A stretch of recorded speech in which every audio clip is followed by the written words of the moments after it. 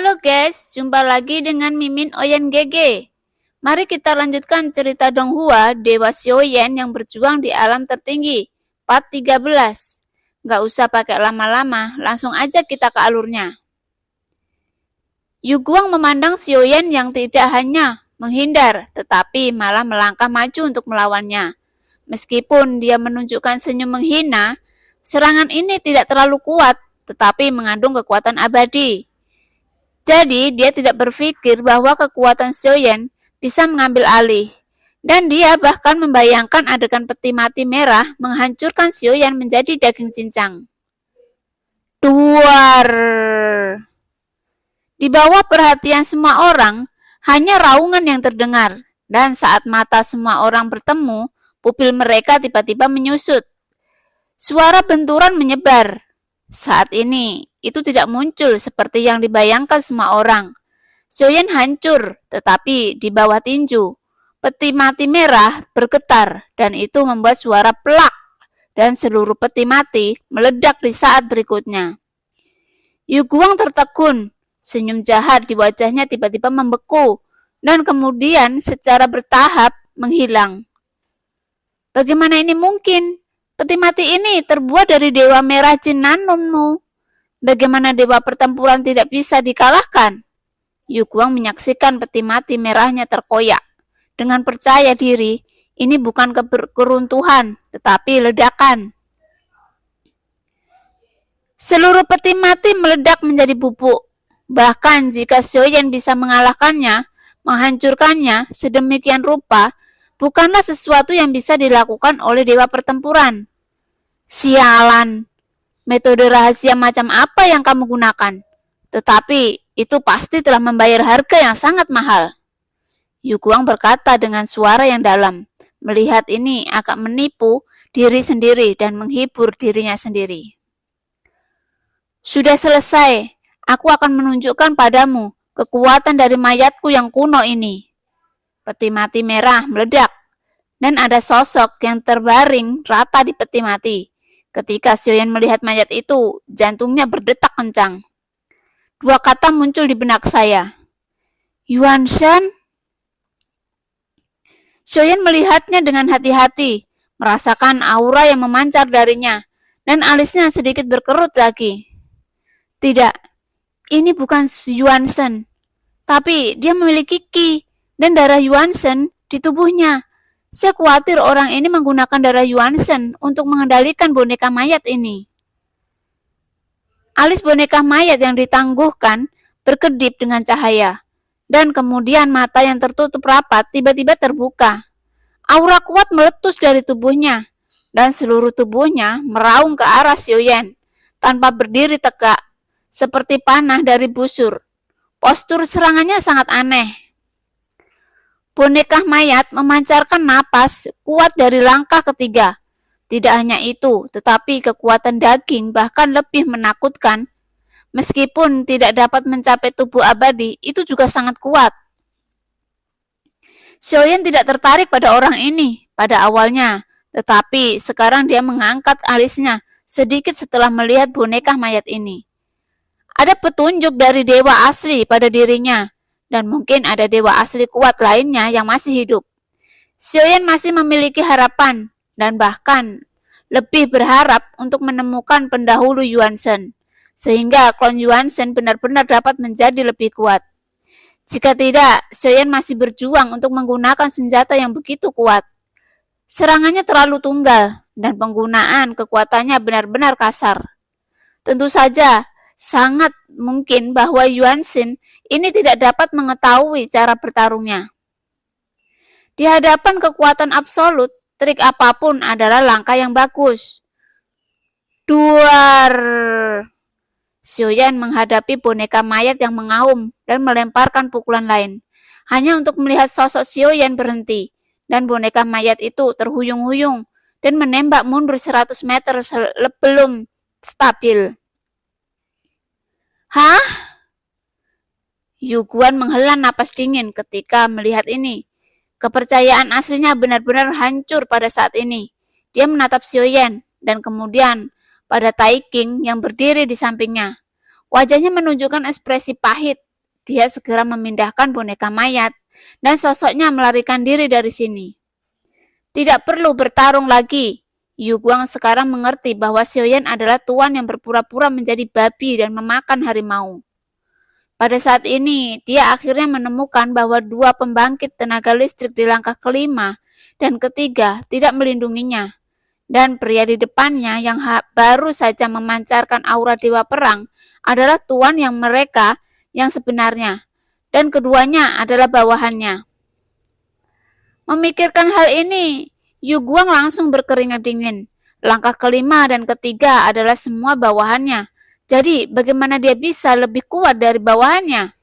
Melihat dua pukulan tadi, kekuatan semacam itu bisa dipukul mundur. Kekuatan boneka mayat yang telah dilatih dengan pengorbanan darah Yuan Shen lebih dari langkah ketiga. Sebuah pikiran yang menggelegar segera bergetar di benak Yu Guang.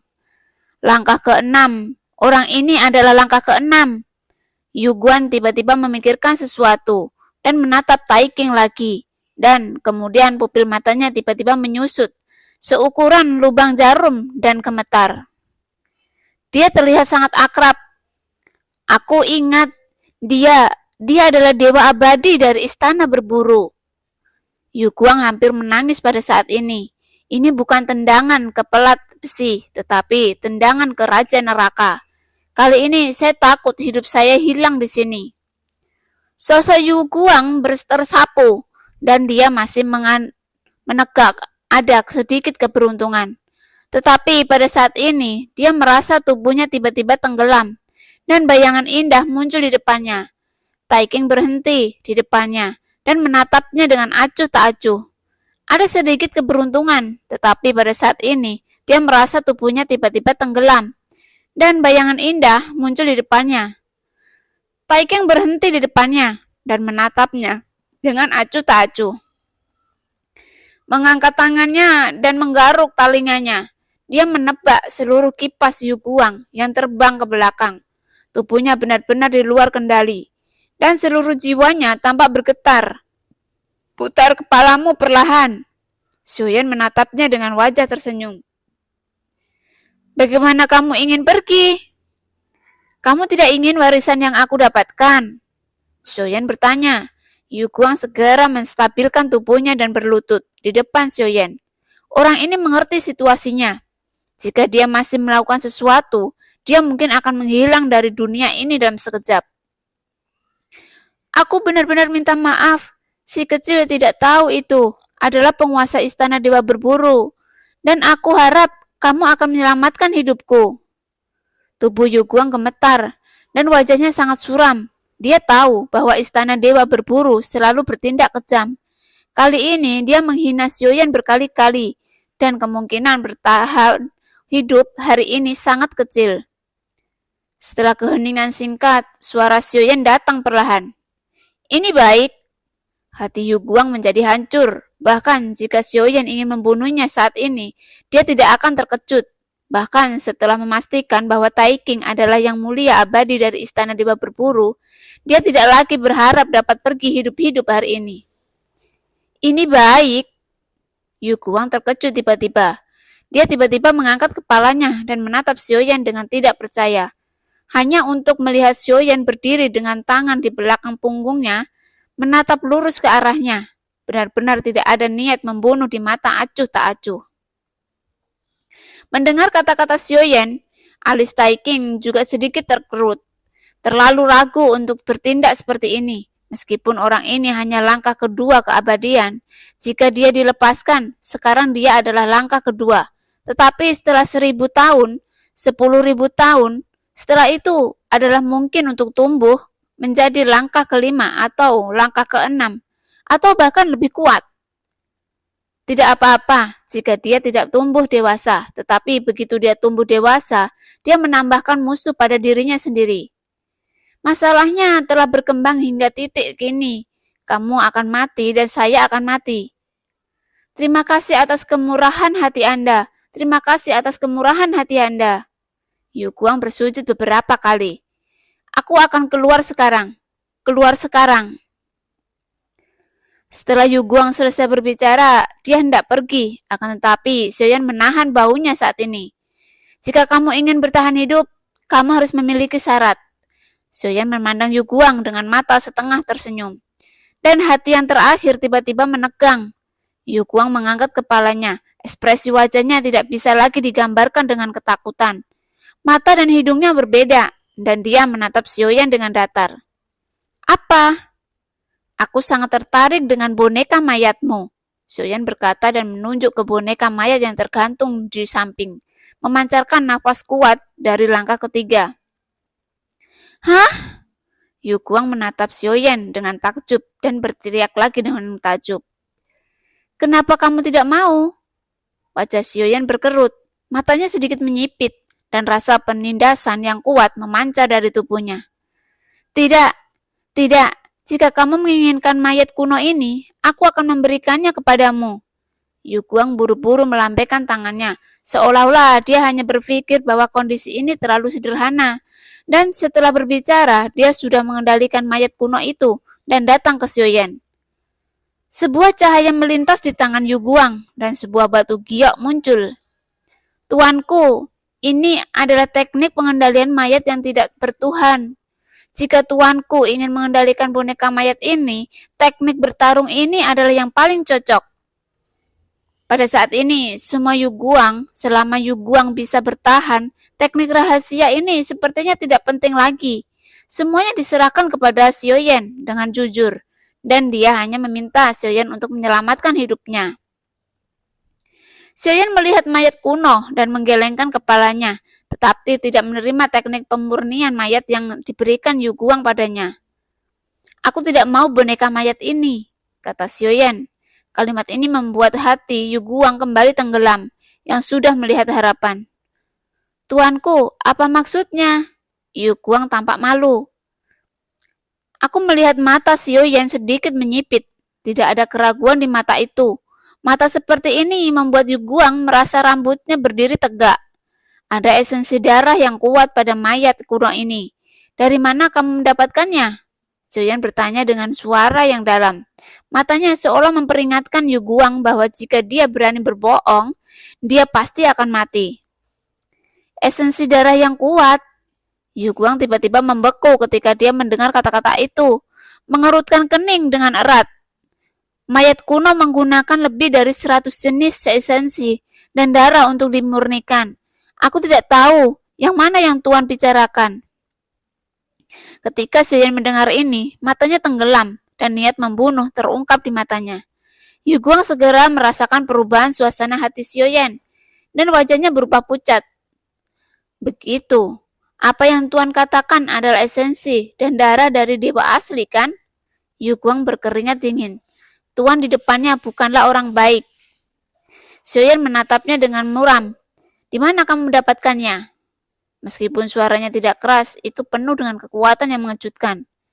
Saya akan memberitahu kepada tuanku. Aku juga secara tidak sengaja mendapatkan setetes darah ini di pelap lelangan. Saya benar-benar tidak tahu sumbernya, dan apa yang saya katakan sama sekali benar. Begitu suara Yu Guang jatuh, Xiaoyan meninju tanpa ragu-ragu. Tanda raja jahat berkedip di mata alisnya, dan di 3 bintang yang berkelap-kelip bisa terlihat samar-samar. Duar.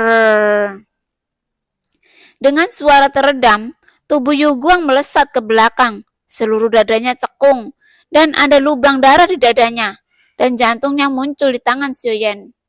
Xiaoyan menatap Yu Guang yang matanya ketakutan. Sebelum dia bisa berbicara, kekuatan jiwa domain Xiaoyan menyelimutinya. Pencarian jiwa. Yu Guang benar-benar dihancurkan oleh Xiaoyan, dan dia tidak berani melawan, seluruh tubuhnya gemetar.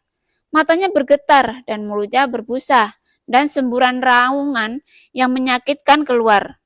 Setelah waktu yang lama, Xiaoyan memulihkan kekuatan jiwanya. Matanya terbuka dan tertutup. Api naik di tangannya, hati Yu Guang langsung berubah menjadi abu, dan mengembun menjadi setetes darah abadi. Pembangkit tenaga listrik semacam itu bisa menjadi bahaya tersembunyi begitu mereka berniat membalas dendam. Tidak perlu meninggalkan kerugian untuk diri sendiri. Lebih baik, lebih tegas. Setelah membunuhnya, Soyan bergumam, Aula Abadi Nirwana. Soyan sedikit mengernyit. Namanya sangat asing, dan dia belum pernah mendengar tentang tempat ini. Tetapi, yang pasti Yu Guang mempertaruhkan nyawanya untuk menyembunyikan dari Xiuyan. Tetapi Xiuyan memiliki wawasan yang dan tidak luput dari penangkapan Xiuyan, hasil pencarian jiwa. Pada saat ini, ratusan orang di sekitar mereka telah mundur. Suara-suara sebelumnya sudah lama hilang. Kerumunan bubar, masing-masing mencari tablet batu dan menundukkan kepalanya untuk mengerti. Tampaknya masalah ini tidak ada hubungannya dengan mereka dari awal hingga akhir. Adapun wanita yang bertarung dengan Senju, setelah mengetahui bahwa situasinya tidak benar, dia melarikan diri dan menghilang. Gadis-gadis harimau, sungguh luar biasa. Senju mengalami luka di sekujur tubuhnya, dan dia hanya bisa senyum setelah duduk bersila beberapa saat. Pada saat ini, kekuatan jiwa Xiuyan menebus ke dalam cincin penerimaan Yu Guang. Setelah mencari, dia akhirnya menggelengkan kepalanya. Tampaknya tidak ada keuntungan. Boneka mayat memancarkan fluktuasi yang kuat di tubuhnya, dan kematian Yu Guang tidak mengendalikan mayat kuno untuk melawan. Karena dia tahu bahwa hari ini adalah situasi yang fana, dia akhirnya memilih untuk mempertahankan pekerjaannya. Mayat kuno ini adalah kerja kerasnya. Begitu dia mengendalikannya, saya khawatir mayat kuno itu juga akan rusak. Dia tidak melakukan itu. Yang membingungkan Xiuyan adalah dia bisa dengan jelas mengatakannya. Jadi mengapa dia mengambil resiko menyembunyikannya? Mungkinkah begitu Aula Abadi Nirwana terungkap? Itu juga merupakan situasi fana. Xiuyan sementara menaruh keraguan di dalam hatinya. Mungkin hanya permaisuri yang bisa menyelesaikan keraguan. Melihat mayat kuno di depannya, Xiuyan dapat langsung menggunakan jantung api untuk mengekstrak esensi dan darah dewa asli. Tetapi boneka mayat ini cukup kuat dan memancarkan momentum yang hanya dapat dimiliki oleh pembangkit tenaga listrik langkah ketiga. Ini memalukan untuk membakarnya. Kekuatan jiwa Rana Xiuyan menemukan dia tidak menggunakan teknik pemurnian mayat yang dikatakan Yu Guang. Itu hanya sesaat ketika kekuatan jiwa Rana kuat menyelimuti dan meninggalkan jejak jiwa pada mayat kuno tanpa pemilik ini. Xiuyan mengangkat alisnya sedikit. Pikirannya bergerak, mayat dewa kuno dijarah dengan kejam, dan momentum tirani menyebar. Dan itu hanya digunakan oleh Xiuyan dalam sekejap. Yah, ini lebih sederhana dari yang kukira. Melihat mayat kuno, mata Senju di samping menunjukkan kekaguman lagi, dan melihat Xiuyan itu seperti melihat monster lagi. Segera, pikirannya bergerak, dan untuk sementara dia memasukkan mayat dewa kuno ini ke dalam cincin koleksi.